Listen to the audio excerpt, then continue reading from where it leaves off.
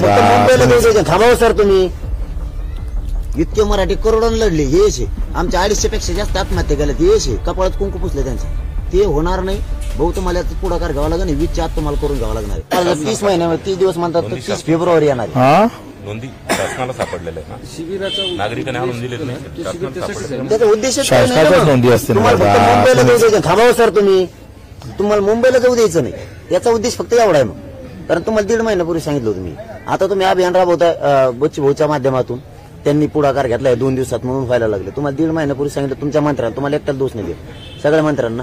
त्यांच्या राबवून आता विशेष अभियान राबवताय तुम्ही. तर किमान एवढं करा आता की त्यांच्या ज्यांच्या नोंदी मिळाल्या त्यांना नोंदी माहिती लवकर आज रात्रीतून करा. उद्या 2 दिवसात 17-18ला त्यांनी अर्ज केले पाहिजेत. आणि अर्ज केले की 30 दिवसाची वाट न बघता तुम्ही त्यांना ताबडतोब वितरित करून टाका. किमान विशेष बाब तेवढी तरी करा आता. म्हणजे आम्हाला 20ला जाता नाही येणार. अर्ज करणाऱ्यांना जे अर्ज करणार 30 दिवसात कशाला. मग त्याच्यासाठी तुम्ही 20च्या आत हे सगळे प्रक्रिया करा तरच या सगळ्या सोयऱ्यांचा उपयोग होतोय. नसता 15,000 लोकांना प्रमाणपत्र दिले तुम्ही तेवढ्याच्या जे कामाला येणार आहे. बाकी सगळं फेल आहे. म्हणजे हे आंदोलनाची यश आहे काय मग आम्ही.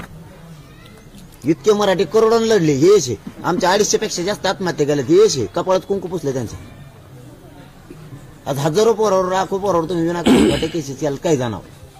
जे यश आहे त्याचं ते होणार नाही भाऊ. तुम्हाला याचा पुढाकार घ्यावा लागेल. 20च्या आत तुम्हाला करून घ्यावा लागणार आहे स्वतःहून.